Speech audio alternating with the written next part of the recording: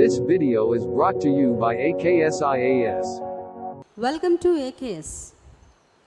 So మన polity series of వీడియోస్లో ఈరోజు టాపిక్ షెడ్యూల్స్.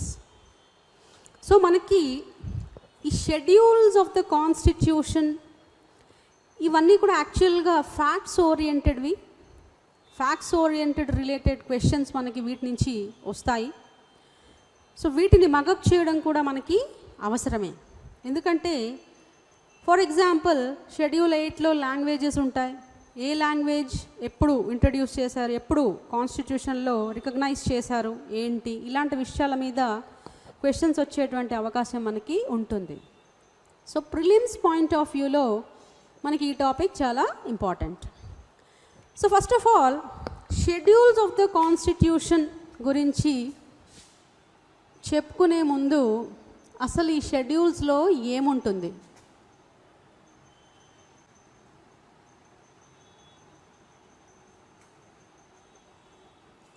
ఈ షెడ్యూల్స్లో ఏముంటుంది, ఏం మెన్షన్ చేయబడి ఉంటుంది అనేది మనం తెలుసుకోవాలి.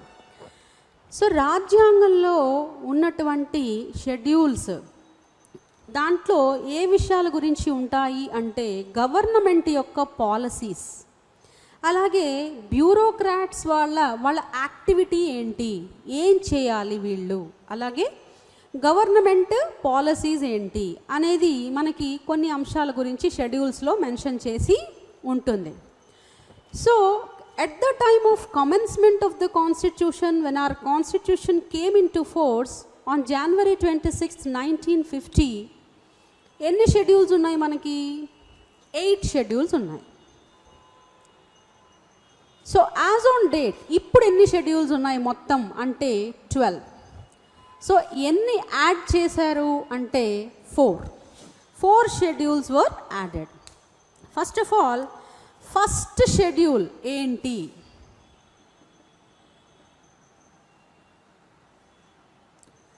ఫస్ట్ షెడ్యూల్ గురించి, ఫస్ట్ షెడ్యూల్లో ఏం మెన్షన్ చేయబడి ఉంది అంటే 2 విషయాలు మెన్షన్ చేయబడి ఉంది ఫస్ట్ షెడ్యూల్లో. ఏంటది? States, union territories. స్టేట్స్ గురించి, యూనియన్ టెరిటరీస్ గురించి మనకున్నటువంటి స్టేట్స్ ఏవే ఉన్నాయో వాటి యొక్క పేర్లు, అలాగే ఎక్స్టెంట్ అంటే ఏ స్టేట్ ఎంతవరకు విస్తరించి ఉంది అనే విషయాలన్నీ. టెరిటోరియల్ జ్యూరిస్డిక్షన్ అంటే ఏ స్టేట్, ఫర్ ఎగ్జాంపుల్ ఆంధ్రప్రదేశ్ ఉంది, దాని టెరిటోరియల్ జ్యూరిస్డిక్షన్ ఎంతవరకు మనం ఆంధ్రప్రదేశ్గా పిలుస్తాం, దాని బోర్డర్స్, అదంతా కూడా దాని రిలేటెడ్ విషయాలన్నీ కూడా ఫస్ట్ షెడ్యూల్లో మెన్షన్ చేసి ఉంటుంది. Names of the states and it's territorial jurisdiction, అలాగే యూనియన్ టెరిటరీస్ వాటి యొక్క పేర్లు, అవి ఎంతవరకు ఉన్నాయి, వాటి యొక్క ఎక్స్టెంట్ అనేది కూడా మనకి ఫస్ట్ షెడ్యూల్లో మెన్షన్ చేసి ఉంటుంది. Then when we come to the second schedule,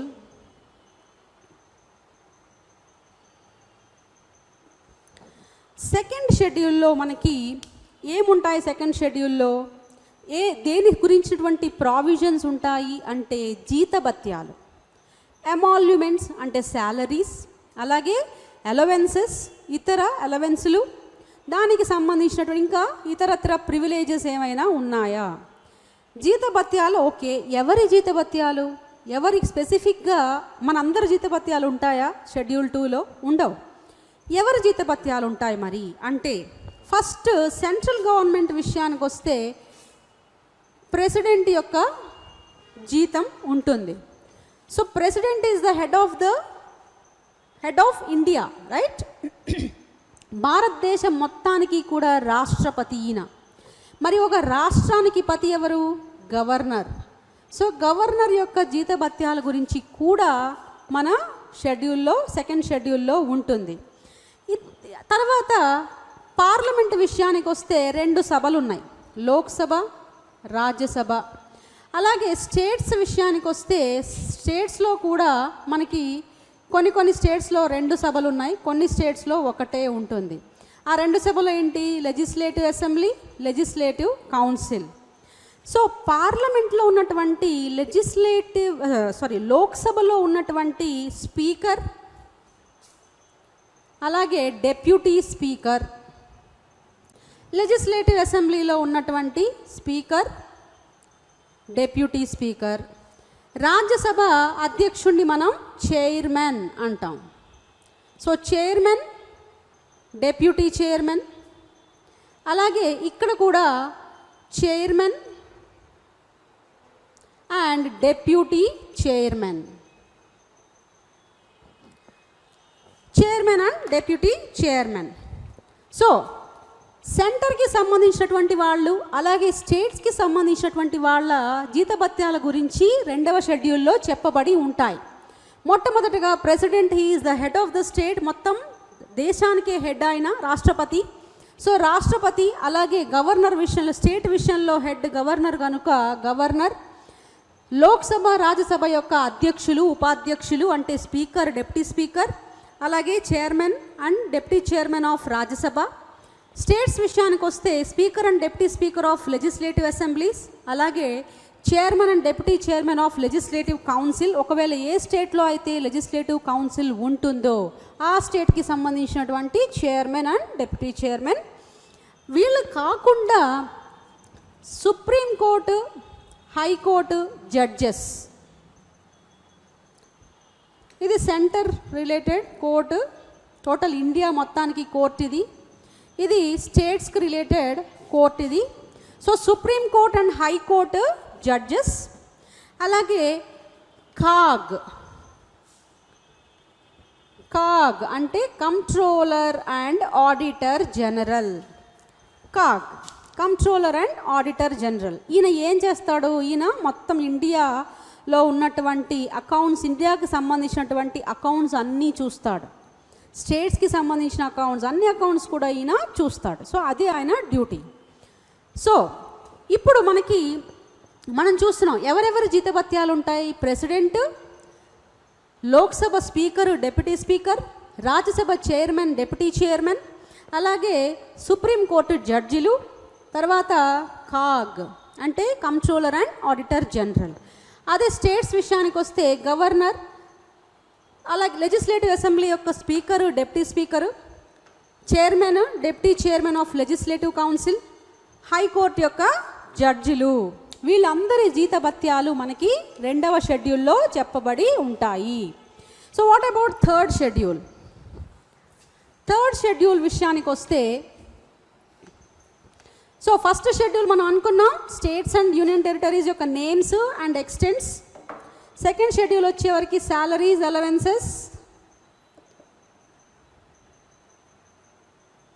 allowances and privileges. 3rd schedule వచ్చేసరికి మనకి 3rd షెడ్యూల్ ప్రమాణ స్వీకారాలు ఉంటాయి, అంటే ఓత్స్ అండ్ ఎఫర్మేషన్స్.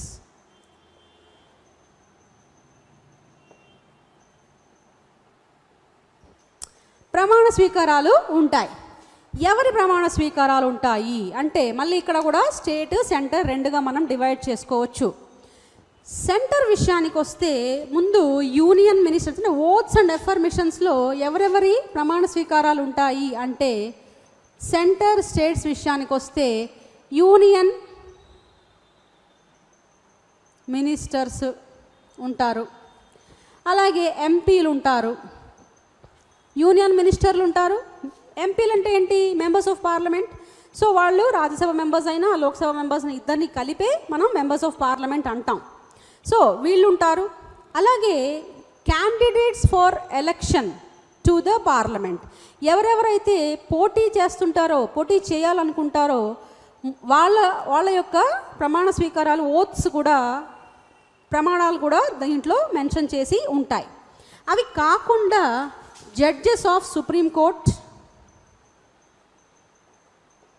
సుప్రీంకోర్టు యొక్క జడ్జెస్, అలాగే మన CAG, controller and auditor general, right.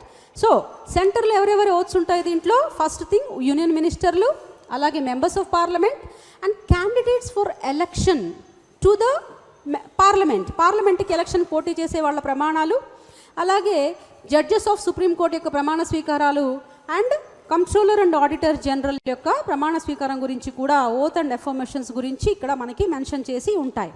When we come to the states, ఇక్కడ కూడా same state ministers, MLAs, MLCs ఎవరైనా ఉంటే వాళ్ళు, and then candidates for the election to state legislature and judges of high court ఉంటారు. So ఇక్కడ కూడా states విషయంలో కూడా స్టేట్ మినిస్టర్స్ అందరూ ఉంటారు, candidates for election to the state legislature, అలాగే MLAs and judges of high court, వీళ్ళందరి యొక్క ప్రమాణ స్వీకారాలు థర్డ్ షెడ్యూల్లో మెన్షన్ చేసి ఉంటాయి. And when we come to the fourth schedule, ఇక్కడ ఏముంటాయి అంటే రాజ్యసభకు సంబంధించినటువంటి సీట్ల ఎలకేషన్ అనే దాని గురించి ఫోర్త్ షెడ్యూల్లో ఉంటుంది. Allocation of seats in Rajya Sabha. So స్టేట్స్కి ఎన్ని సీట్స్ ఇవ్వాలి, అలాగే యూటీస్కి ఎన్ని సీట్స్ కేటాయించాలి అంటే రాజ్యసభ యొక్క సీట్ల కేటాయింపు, దాని గురించి మనకి ఫోర్త్ షెడ్యూల్లో ఉంటుంది. Allocation of seats in Rajya Sabha. So స్టేట్స్కి ఎన్ని, యూనియన్ టెరిటరీస్కి ఎన్ని సీట్లు ఏంటి అని ఈ సీట్ల యొక్క కేటాయింపు, రాజ్యసభ యొక్క సీట్ల కేటాయింపు గురించినటువంటి విషయాలు మనకి ఫోర్త్ షెడ్యూల్లో ఉంటాయి. నెక్స్ట్ మనం ఫిఫ్త్, సిక్స్త్ రెండు షెడ్యూల్స్ ఉన్నాయి. ఈ రెండు ముఖ్యంగా షెడ్యూల్డ్ ఏరియాస్, షెడ్యూల్డ్ ట్రైబల్ ఏరియాస్కి సంబంధించినటువంటి షెడ్యూల్స్ ఇవి. సో ఫిఫ్త్ షెడ్యూల్లో ఏముంటుంది,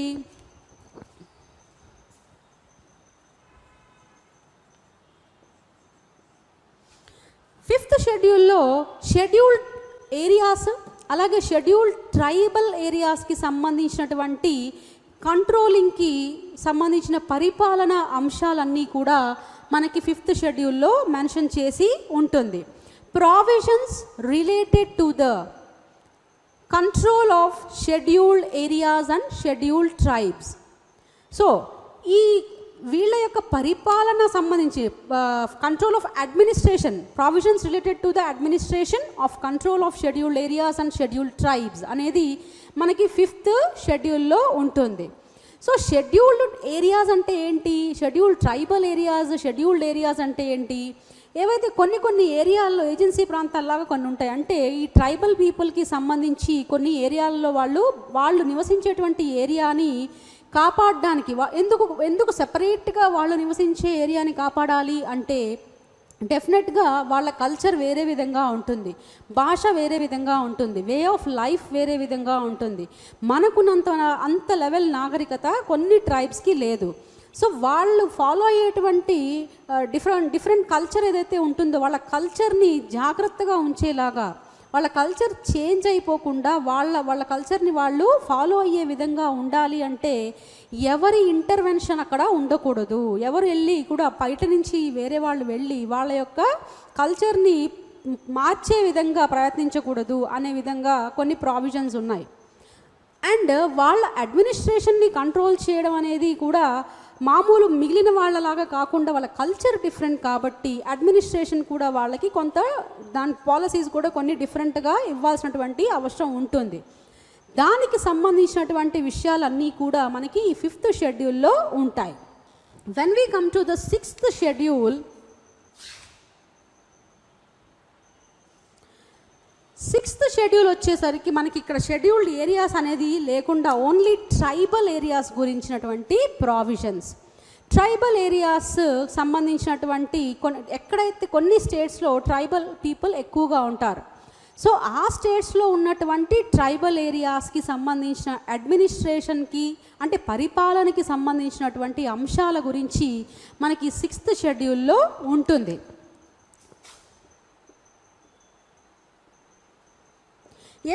ఎస్పెషల్లీ 4 రాష్ట్రాల్లో సంబంధించినటువంటి ఉన్నటువంటి ట్రైబల్ ఏరియాస్ గురించి మనకి సిక్స్త్ షెడ్యూల్ చెప్తుంది. ఆ 4 రాష్ట్రాలు ఏంటి అంటే Assam, Meghalaya, Tripura and Mizoram. Assam, Meghalaya,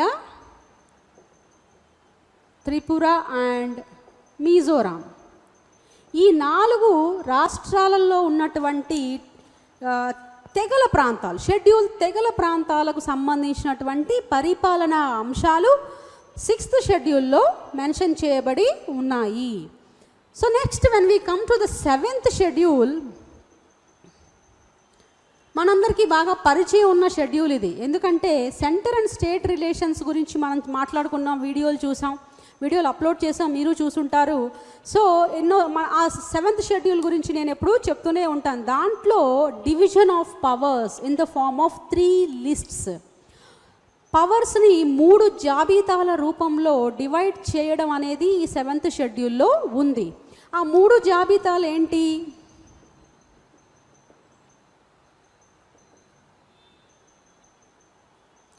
union list, state list and concurrent list. Union list, state list and concurrent list. కేంద్ర జాబితా, రాష్ట్ర జాబితా మరియు ఉమ్మడి జాబితా. ఈ జాబితాలో ఎన్నెన్ని సబ్జెక్ట్స్ ఉంటాయని మనం ఆల్రెడీ చూసాం. అయినప్పటికీ యూనియన్ లిస్ట్లో ప్రస్తుతం 100 సబ్జెక్టులు, స్టేట్ లిస్ట్లో ప్రస్తుతం 61 సబ్జెక్టులు, అలాగే కాంకరెంట్ లిస్ట్లో ప్రస్తుతం 52 సబ్జెక్టులు ఉన్నాయి. సో ఈ విషయాల గురించి, ఈ సబ్జెక్ట్స్ గురించినటువంటి విషయాలన్నీ కూడా మనకి 7th షెడ్యూల్లో మెన్షన్ చేసి ఉంటుంది. Then when we come to the 8th షెడ్యూల్, దిస్ ఈజ్ వెరీ ఇంపార్టెంట్. ఎందుకంటే మనం కొన్ని పెద్దగా పట్టించుకోము. ఈ ఫ్యాక్టోరియల్ ఇన్ఫర్మేషన్ ఉన్న వాటిని పెద్దగా మనం పట్టించుకోము, చదువుతాం కానీ మనకంతా వచ్చేసినట్టే అనిపిస్తుంది. కానీ దాంట్లో నుంచి క్వశ్చన్ అడిగినప్పుడు మనకి పర్ఫెక్ట్గా మనం చదవకపోతే ఆ క్వశ్చన్స్ మనం ఆన్సర్ చేయలేం. దాంట్లో ఒక షెడ్యూలే ఈ 8th షెడ్యూల్. సో ఇది 8th schedule is about languages, భాషలు. ఈ భాషలను రాజ్యాంగం రికగ్నైజ్ చేస్తుంది. Languages recognised by the constitution. So constitution అమలులోకి వచ్చినప్పుడు ఎన్ని లాంగ్వేజెస్ని రాజ్యాంగం రికగ్నైజ్ చేసింది అంటే, గుర్తింపు ఇచ్చింది, రాజ్యాంగపరంగా గుర్తింపు పొందినటువంటి భాషలు ఎన్ని at the time of commencement అంటే ఆన్ January 26, 1950 అప్పుడు 14 లాంగ్వేజెస్ని రాజ్యాంగం గుర్తించింది. మరి ఇప్పుడు ఎన్ని లాంగ్వేజెస్ గుర్తింపబడ్డాయి అంటే 22 లాంగ్వేజెస్ ఇప్పటికీ రాజ్యాంగం ద్వారా గుర్తింపు పొందినటువంటి భాషలు ఇప్పుడు కరెంట్ 22 ఉన్నాయి. సో మన ఆ భాషలు ఏంటి, ఎలా గుర్తుపెట్టుకోవాలి అంటే, మనందరికీ ఆల్ఫాబెట్స్ తెలుసు కదా, ABCDలు. సో దాన్ని బేస్ చేసుకుని మనం కొన్ని గుర్తుపెట్టుకోవడానికి ప్రయత్నం చేయాలి. సో ఫస్ట్ ఏతో స్టార్ట్ అవుతుంది అసమీస్. ఏ తోటి ఇంకా వేరే ఏ భాష లేదు. నెక్స్ట్ బి తోటి బెంగాలీ అండ్ బోడో. ఈ బోడోని మనం స్పెషల్గా గుర్తుపెట్టుకోవాలి. బోడో అయిపోయిన తర్వాత సి తోటి మనకి ఏ లాంగ్వేజెస్ లేవు. డి తోటి వస్తే డోగ్రీ, దీన్ని కూడా స్పెషల్గా గుర్తుంచుకోండి, డోగ్రీ. సో డి తోటి ఇంకా వేరే ఏ భాష లేదు. ఈతో భాష లేదు, ఎఫ్తో భాష లేదు. Next come G, Gujarati. So Gujarati తర్వాత హెచ్, హిందీ. సో ఐతో ఏ భాష లేదు, జేతో ఏ భాష లేదు. నా కే తోటి 3 భాషలు ఉన్నాయి, కన్నడ, కశ్మీరీ అండ్ కొంకణి. సో కే తోటి రాజ్యాంగం ద్వారా గుర్తించబడినటువంటి భాషలు 3. దీంట్లో మనం ఈ కొంకణిని గుర్తుపెట్టుకోవాలి. ఓకే, సో ఎందుకు గుర్తుపెట్టుకోవాలి అనేది నేను మీకు తర్వాత చెప్తాను. సో కే అయిపోయింది, GHIJK. ఎల్తో ఏ భాష లేదు. Now when we come to ఎంతో వస్తే మనకి 4 భాషలు ఉన్నాయి. ఒకటి మరాఠీ,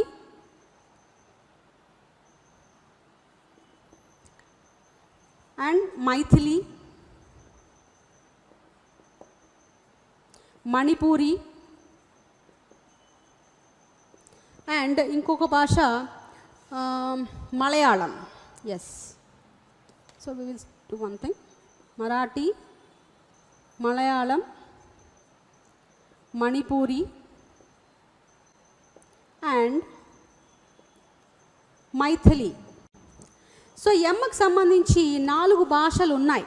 అయితే దీంట్లో మనం ఈ మైథిలిని స్పెషల్గా గుర్తుపెట్టుకోవాలి, అలాగే మణిపూరిని కూడా స్పెషల్గా గుర్తుపెట్టుకోవాలి. సో మరాఠీ, మలయాళం, మణిపూరి, మైథిలి 4 ఎమ్కి సంబంధించినటువంటి భాషలు 4 ఉన్నాయి. సో ఎం తర్వాత నెక్స్ట్ ఎన్ తోటి నేపాలి, ఓ తోటి ఒడియా, ఈ ఒడియాని కూడా మనం గుర్తుపెట్టుకోవాలి. పి పంజాబీ. సో పంజాబీ తర్వాత మళ్ళీ క్యూ, ఆర్ ఇవన్నీ ఏం లేవు, డైరెక్ట్గా ఎస్ తోటి సాంస్క్రిట్,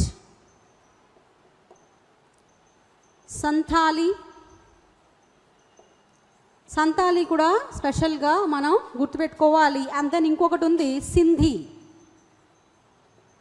సో ఈ సింధీ కూడా స్పెషల్ లాంగ్వేజ్గా మనం గుర్తుపెట్టుకోవాలి.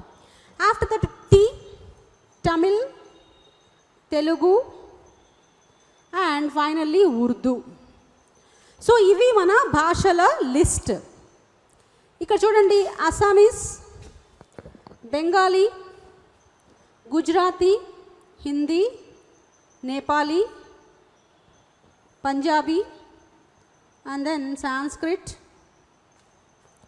8, 9, 10, 11, 12, 13, 14. So these are the 14 languages. Even we have to ఈ నేపాలీని కూడా మనం గుర్తుపెట్టుకోవాలి. సో మనకి చూస్తే ఈ 14 లాంగ్వేజెస్ కాకుండా మిగిలినటువంటి మనం గుర్తుపెట్టినవన్నీ తర్వాత కాలంలో యాడ్ చేసినటువంటి లాంగ్వేజెస్. ఈ లాంగ్వేజెస్కి సంబంధించి మనకి 4 అమెండ్మెంట్స్ ఉన్నాయి, 4 అమెండ్మెంట్స్ మనకి ఉన్నాయి. 21st amendment, 21st constitutional amendment, 71st constitutional amendment, 92nd constitutional amendment and 96th constitutional amendment. ఇది 1967 అండ్ దిస్ ఈజ్ 1992, ఇది 2003 అండ్ దిస్ ఈజ్ 2011. ఈ 4 అమెండ్మెంట్లు మనకి లాంగ్వేజెస్కి సంబంధించినటువంటి amendments. So 21st constitutional amendment ద్వారా ఈ గుర్తించబడినటువంటి భాషలలోకి చేర్చబడినటువంటి భాష ఏది అంటే సింధీ. ఈ 21st ద్వారా సింధీ అనే భాషని 15వ భాషగా మన లాంగ్వేజెస్లో చేర్చారు. దాని తర్వాత 71st కాన్స్టిట్యూషనల్ అమెండ్మెంట్ యాక్ట్ ద్వారా కొంకణి, మణిపూరి, నేపాలి, కొంకణి, మణిపూరి అండ్ నేపాలి, KMN, కొంకణి, మణిపూరి, నేపాలి అనేటువంటి 3 లాంగ్వేజెస్ని 71st అమెండ్మెంట్ ద్వారా ఇంట్రడ్యూస్ చేయడం అనేది జరిగింది. అండ్ దెన్ 92 అమెండ్మెంట్ ద్వారా Bodo, Dogri, Maithili and Santali, BDMS, Bodo, Dogri, Maithili and Santali ఈ 4 భాషల్ని 71st అమెండ్మెంట్ ద్వారా ఇంట్రడ్యూస్ చేయడం అనేది జరిగింది. 92nd అమెండ్మెంట్ ద్వారా ఇంట్రడ్యూస్ చేయడం అనేది జరిగింది. అండ్ 96th అమెండ్మెంట్ ద్వారా ఏం చేశారు అంటే మనకి ఇందాక లెక్క పెట్టినప్పుడు 13 వచ్చాయి, సో ఒకటి రాలేదు. ఆ ఒకటి ఏంటంటే ఒడియా. ఫస్ట్లోనే అంటే constitution came in to force ఎప్పుడు January 26, 1950, అప్పుడే ఒరియా భాష ఉంది. కాకపోతే ఒరియా ORIYA అని ఉండేది, దాన్ని ఒడియా రీనేమ్ చేశారు, ఒడియాగా రీనేమ్ చేశారు ఈ 96th కాన్స్టిట్యూషనల్ అమెండ్మెంట్ ద్వారా. Okay, so these are the languages and these are the amendments which are related to the languages. 21st amendment, 71st amendment, 92nd amendment and 96th amendment act. So ఈ 4 మనకి schedule 8th schedule కిందకి వస్తాయి. Fine. ఇప్పటి వరకు మనకి రాజ్యాంగం అమలులోకి వచ్చినప్పుడు ఎన్ని షెడ్యూల్స్ ఉన్నాయో వాటన్నిటి గురించి మనం తెలుసుకున్నాం. ఇప్పుడు అదనంగా యాడ్ చేసినటువంటి 4 షెడ్యూల్స్ ఏంటి అనే దాని గురించి ఇప్పుడు తెలుసుకుంటాం. సో అదనంగా యాడ్ చేసినటువంటి 4 షెడ్యూల్స్ ఏంటి అంటే 9th schedule, 10th schedule, 11th and 12th. So 11th 12th మనకి బాగా తెలుసు. ఎందుకు? లోకల్ గవర్నమెంట్కి సంబంధించినటువంటి షెడ్యూల్స్ అవి. సో 11th షెడ్యూల్ ఫస్ట్ చెప్పుకుందాం. 11th షెడ్యూల్ ఏంటిది? పంచాయత్స్ గురించినటువంటి విషయాలు ఉంటాయి. 29 మ్యాటర్స్ లేదా ఐటమ్స్, సబ్జెక్ట్స్ అనుకోవచ్చు. పంచాయత్స్కి సంబంధించినటువంటి 29 అంశాల గురించి ఈ 11th షెడ్యూల్లో మెన్షన్ చేయబడి ఉంది. సో 11th షెడ్యూల్ ఏ అమెండ్మెంట్ ద్వారా వచ్చిందట? 73rd కాన్స్టిట్యూషనల్ అమెండ్మెంట్ ద్వారా వచ్చింది ఈ 11th షెడ్యూల్ అనేది. Okay. And then 12th schedule విషయానికి వస్తే అగైన్ ఇది కూడా లోకల్ గవర్నమెంట్కి సంబంధించిందే. మున్సిపాలిటీస్కి సంబంధించినటువంటి 18 అంశాలు ఈ 12th షెడ్యూల్లో ఉన్నాయి. ఇది 74th కాన్స్టిట్యూషనల్ అమెండ్మెంట్ ద్వారా ఈ రెండింటిని ప్రవేశపెట్టడం జరిగింది. ఈ 2 అమెండ్మెంట్స్ కూడా 1992లోనే వచ్చాయి. ఓకే. సో 11th 12th మనకందరికీ బాగా చిరపరిచయం, right? Panchayats and municipalities. Then ఇక మిగిలింది 9th 10th. So 10th schedule విషయానికి వస్తే anti defection law.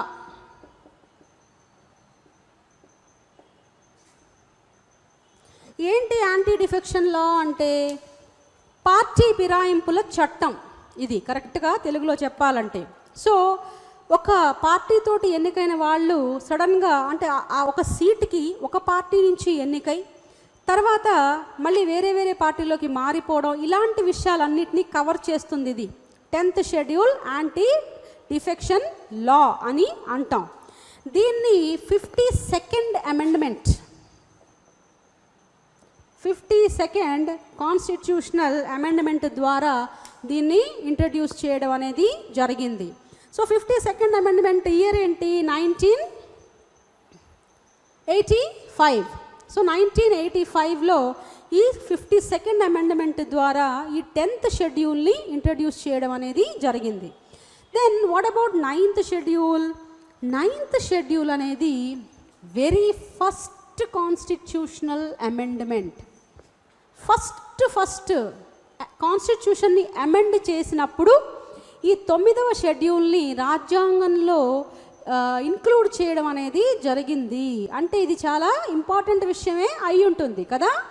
So first amendment ఎప్పుడు జరిగింది? 1951లో జరిగింది.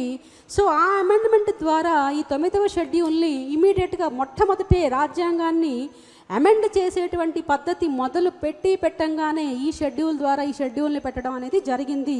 సో ముఖ్యమైనటువంటి విషయమే అయి ఉంటుంది. ఏంటా ముఖ్యమైన విషయం అంటే ఈ ల్యాండ్ రిఫార్మ్స్, అలాగే జమీందారీ పద్ధతిని తొలగించటం, అబాలిషన్ ఆఫ్ జమీందారీ సిస్టమ్, దీనికి సంబంధించినటువంటి చట్టాలు ఈ 9th షెడ్యూల్లో ఉంటాయి. ఓకే. అంటే ల్యాండ్ అంటే భూమికి సంబంధించినటువంటి రిఫార్మ్స్ ఏవైతే ఉన్నాయో, ఇప్పుడు ఫర్ ఎగ్జాంపుల్ వ్యవసాయ భూమి ఉంది, ఆ భూమి ఎవరి దగ్గర ఎంత ఉండాలి, ఒక వ్యక్తి దగ్గర ఎంత భూమి పరిమితం, ఎంత భూమి ఉంచుకోవచ్చు ఆయన తన పేరు మీద, ఎన్ని ఎకరాల భూమి ఒక వ్యక్తి పైన ఉండొచ్చు ఏంటి, ఇలాంటి విషయాలన్నిటినీ కూడా ల్యాండ్ రిఫార్మ్స్ అంటాం. ఆ ల్యాండ్ రిఫార్మ్స్ ఎందుకంటే స్వతంత్రం వచ్చేసరికి జమీందారీ సిస్టమ్, జమీందార్స్ అప్పటికీ ఉన్నారు, జమీందారుల అండర్లో ఎకరాల ల్యాండ్ ఉండేది, దున్నేవాడికి భూమి ఉండేది కాదు. ఎంతసేపు జమీందారుల దగ్గర ఒకప్పుడు రాజులు వీళ్ళకి జమీందారులకి ఊర్లు దానాలు ఇచ్చేసేవాళ్ళు, వాళ్ళ అండర్లో ఉండేది. సో వాళ్ళు ఏం చేసేవాళ్ళు, ఆ ఊర్లో ఉన్నటువంటి పొలాలన్నీ కూడా మావే అని జమీందారులు చక్కగా వాటిని కౌలుకిచ్చి వాటి మీద వచ్చేటువంటి దిగుబడిని అనుభవిస్తూ ఉంటారు. సో దున్నేవాడికి భూమి లేదు. దీనివల్ల ఏమవుతుంది, జమీందారులు భూమి గురించి పట్టించుకోరు, దాని డెవలప్మెంట్స్ ఇరిగేషన్ గురించి పట్టించుకోరు. కానీ దున్నేవాడి దగ్గర పట్టించుకుందామంటే డబ్బులు ఉండవు, భూమి వాడిది కాదు, మళ్ళీ భూమికి కూడా వాడు రెంట్ కట్టాలి. సో ఈ ప్రాబ్లమ్స్ వల్ల అగ్రికల్చర్ డెవలప్ కావట్లేదు. అందుకని దున్నేవాడిదే భూమి, ఎవరైతే కష్టపడి పనిచేస్తారో ఫార్మర్స్కి భూమి ఉండాలి అంటే రెగ్యులేషన్స్ ఉండాలి. వీళ్ళ దగ్గర ఒక్కొక్క వ్యక్తి దగ్గర మినిమం ఇంత భూమే ఉండాలి, ఇంతకంటే ఎక్కువ ఉండకూడదు. ఒకవేళ ఉంటే గవర్నమెంట్ స్వాధీనపరచుకుని దాన్ని భూమి లేని వాళ్ళకి ఇవ్వచ్చు. ఇలాంటి చట్టాలన్నీ కూడా 9th షెడ్యూల్లో పెట్టారు.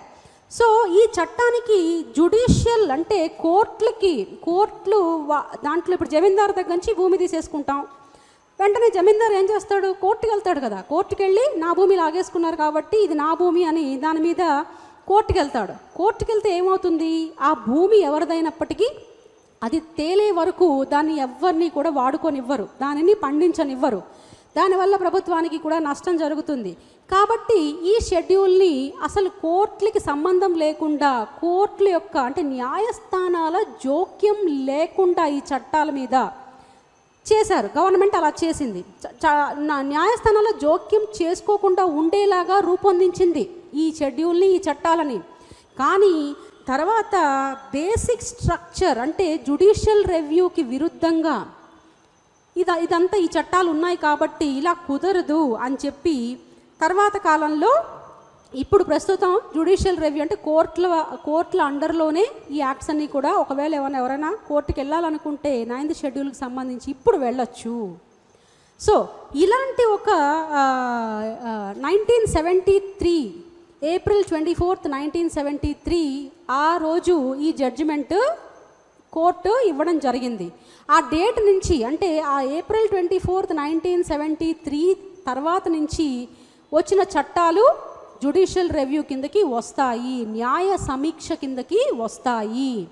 అంతకు ముందు వచ్చినటువంటి యాక్ట్స్ని పట్టించుకోవట్లేదు. కానీ April 24th 1973 తర్వాత వచ్చినటువంటి చట్టాలన్నీ కూడా న్యాయ సమీక్ష కిందకి వస్తాయి, జుడిషియల్ రివ్యూ కిందకి వస్తాయి. అంటే కోర్టులు ఒకవేళ వాటి విషయంలో జోక్యం చేసుకుని దానికి సంబంధించినటువంటి తీర్పులు కూడా ఇవ్వచ్చు అని సుప్రీంకోర్టు తీర్పు ఇచ్చింది. సో ఇప్పుడు మనకి 9 షెడ్యూల్స్ గురించి మనకి తెలుసు. మొట్టమొదటిది స్టేట్స్ నేమ్స్ యూనియన్ టెరిటరీస్ వాటి యొక్క ఎక్స్టెంట్, రెండవది శాలరీస్ అలవెన్సెస్ ప్రివిలేజెస్, 3వ షెడ్యూల్ ఓత్స్ ఎఫర్మేషన్స్ ఉంటాయి, 4వ షెడ్యూల్ విషయానికి వస్తే రాజ్యసభ యొక్క సీట్ల కేటాయింపు, 5వ షెడ్యూల్డ్ ఏరియాల గురించి ట్రైబల్ ఏరియాల యొక్క అడ్మినిస్ట్రేషన్ గురించిన విషయాలు ఉంటాయి. 6వ షెడ్యూల్లో కేవలం ట్రైబల్ ఏరియాస్ గురించినటువంటి పరిపాలనా అంశాలు, అవి కూడా 4 రాష్ట్రాలు అస్సాం, మేఘాలయ, త్రిపుర, మిజోరాం గురించి ఉంటుంది. 7th షెడ్యూల్ లిస్టులు ఉంటాయి, union list, state list and concurrent list. 8th schedule languages ఉంటాయి. And 9th schedule is about ఈ land reforms and abolition of zamindari system, zamindari పద్ధతి యొక్క అబాలిషన్, అలాగే ఈ ల్యాండ్ యొక్క రిఫార్మ్స్, భూ సంస్కరణల గురించినటువంటి విషయాలు దాంట్లో ఉంటాయి. 10th షెడ్యూల్ పార్టీ ఫిరాయింపుల చట్టాల గురించి ఉంటుంది. 11th 12th we all know that it is about local government, 11th is about panchayats and 12th is about municipalities. So I feel that now you are all comfortable with the schedules of the constitution. So next టాపిక్లో మళ్ళీ కలుద్దాం. Until then, thank you. This video is brought to you by AKSIAS.